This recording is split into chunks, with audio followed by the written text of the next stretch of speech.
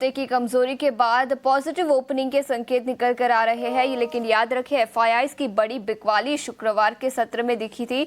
11,640 करोड़ के shares cash market में foreign institutional investors ने बेचे थे। वहीं डोमेस्टिक इंस्टीट्यूशनल इन्वेस्टर्स ने करीब 12,300 करोड़ की खरीदारी की। इंडेक्स फ्यूचर्स में 2,470 करोड़ की बिकवाली, इंडेक्स ऑप्शंस में 3,200 करोड़ की बिकवाली दिखी। स्टॉक फ्यूचर्स और स्टॉक ऑप्शंस में 3,500 करोड़ की खरीदारी, वही स्टॉक ऑप्शंस में 2,800 करोड़ की खरीदारी शुक्रवार को दिखी थी। और याद रखें, कोई भी स्टॉक आज एफएनओ बैन में नहीं रहेगा, तो उस पर भी अपनी नज़र रखें। तो एफआईआईज की बिकवाली बढ़ती हुई शुक्रवार के सत्र में नजर आई, लेकिन शुक्रवार और पिछले हफ्ते की कमजोरी के बाद आज कौन से लेवल्स पर आपको नजर रखनी चाहिए, ये बताने के लिए अब हमारे साथ जेएम फाइनेंशियल के अक्षय भागवत जुड़ चुके हैं। अक्षय जी, बहुत बहुत शुक्रिया। Good morning. सबसे पहले बताएं, पॉजिटिव ओपनिंग के संकेत अमेरिकी बाजार और एशियन मार्केट से भी पॉजिटिव ओपनिंग के संकेत ही निकल कर आ रहे हैं। आप बताएं, इस मार्केट में आपकी रणनीति क्या होगी? ठीक है, थोड़ी ही देर में हम ट्राई करेंगे फिर से एक बार अक्षय से कनेक्ट करने की, लेकिन उसके पहले आपको बता दें, ऑटो बिक्री के आंकड़े अभी ओवर द वीकेंड आए थे, तो कई सारे ऑटो सेक्टर के स्टॉक्स आज के सत्र में फोकस में रहेंगे। इसके अलावा कई सारे जियोपॉलिटिकल फैक्टर्स जिसका इम्पैक्ट भी भारतीय बाजारों पर दिखेगा। लेकिन अक्षय, अगर आप हमें अब सुन पा रहे हैं तो बताएं, आपकी रणनीति इस बाजार में किस तरह की होगी? जी, गुड मॉर्निंग आशीषा। तो काफी भारी बिकवाली हुई है first day of the March series के बिगनिंग में, और कुल मिला के अगर आप पूरे डेटा पॉइंट्स भी देखें, एफआईआई की काफी भारी बिकवाली कैश और इंडेक्स फ्यूचर सेगमेंट में हमने देखी है। डेरिवेटिव पैरामीटर्स में देखें तो काफी कॉल राइटिंग का प्रेशर जो है 23,500 23,300 ये स्ट्राइक्स पे शिफ्ट होते हुए दिखा है।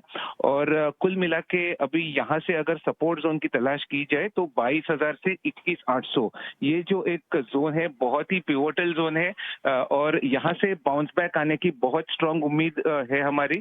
तो यहाँ से कुल मिला के डाउनसाइड सिर्फ शायद 100-150 पॉइंट अगर और हो उसकी उम्मीद कर रहे हैं, पर यहाँ से ज्यादा निफ्टी में मेजर डाउनसाइड हम नहीं देख रहे। एक रिलीफ रैली पुल बैक का सिनारियो 22,000 के आसपास से बनने की बहुत हाई प्रोबेबिलिटी है, क्योंकि टेक्निकली काफी पैरामीटर्स जो है ओवरसोल्ड है, और एक डाइवर्जेंस के रूल के हिसाब से एक हल्की सी अच्छी रैली हमें शॉर्ट टर्म में देखने को मिल सकती है।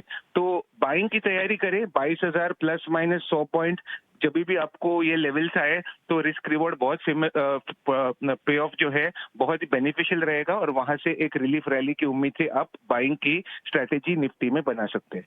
बाइंग की स्ट्रैटेजी निफ्टी में एक रिलीफ रैली शॉर्ट टर्म में नजर आ सकती है, लेकिन अगर खरीदारी करने हैं तो कौन से स्टॉक स्पेसिफिक आइडियाज अक्षय होंगे? जी देखिए, स्टॉक स्पेसिफिक अभी भी बिकवाली की राय रहेगी, क्योंकि ये जो बाइंग की राय है निफ्टी में अभी 100-150 पॉइंट नीचे की तरफ है, और जिस तरीके का मार्केट ब्रेड्थ हमने डे 1 ऑफ एक्सपायरी में देखा है, काफी सारे स्टॉक्स में अभी भी शॉर्ट बिल्डअप है और बिकवाली का प्रेशर है।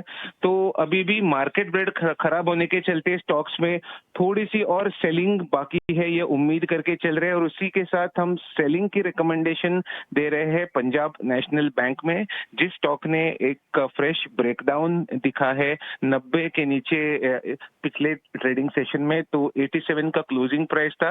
हल्की सी अगर आपको राइज मिले 88 और 89 ये लेवल में आपको पंजाब नेशनल बैंक जो है इसको शॉर्ट करना है। स्टॉप लॉस आपको 92 का बनाना है ये ट्रेड में, और 83 और 81 ये दो टारगेट एरिया आपके शॉर्ट पोजीशन में रहेंगे पंजाब नेशनल बैंक में। तो पंजाब नेशनल बैंक पर बिकवाली की राय 81 से 83 तक के लेवल्स नजर आ सकते हैं। अक्षय, शुक्रिया समय निकालकर हमारे साथ जुड़ने के लिए। लेकिन इस बीच डिम्पी भी हमारे साथ जुड़ चुके हैं। Dimpy, good morning. आप बताएं, आप किस तरह की राय देंगे हमारे दर्शकों को? पॉजिटिव ओपनिंग के संकेत निकल कर आ रहे हैं, और अक्षय जी का मानना है कि रिलीफ रैली शॉर्ट टर्म में नजर आ सकती है। हो सकती है आशीषा, प्रोबेबिलिटी तो काफी हाई है क्योंकि आप ओवरसोल्ड कैटेगरी में हो in the terms of a price, but the problem is that कि जिस वो रैली आएगी कौन लेके आएगा? क्या वो डीआईज लेके आएंगे? वो तो ऑलरेडी 64% अब लॉन्ग हो चुके हैं। तो उनका 26,000 करोड़ रुपए जो आ रहा है वो डाल रहे हैं एफआईआईज को काउंटर करने के लिए, और डालते पोजीशन रखते रखते उनको भी नहीं पता चला कि कब में 64% की लॉन्ग पोजीशन ऑलरेडी सिस्टम में हो गई है।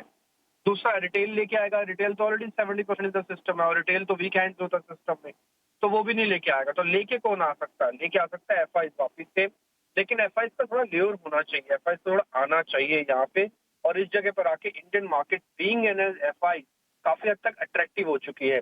देखिए, अगर उनका स्टांस है कि इंडिया में आना ही नहीं है, फिर तो आप भले 5% और भी करेक्ट हो जाएंगे ना इंडेक्स में, तब भी वो नहीं आएंगे। और अगर उनका स्टांस है कि हाँ, इंडिया जैसे मार्केट को एक्सप्लोर करना है हमको और पूरी तरह से एग्जिट नहीं रखना है, या उसको हमें अपनी टॉप प्रायोरिटी लिस्ट में रखना है, तो इस समय वो सबसे फेवरेबल टाइम हो सकता है कि जब एफआई की होल्डिंग भी सिस्टम में आपको बढ़ती हुई दिखे। इसलिए मैं अक्षय जी के साथ एग्री तो करता हूँ कि रैली आ सकती है, बट वो रैली बिना एफआई के आएगी नहीं और सस्टेन भी नहीं होगी। मान लो 200-250 पॉइंट आ भी गए तो उसका कोई मतलब नहीं है।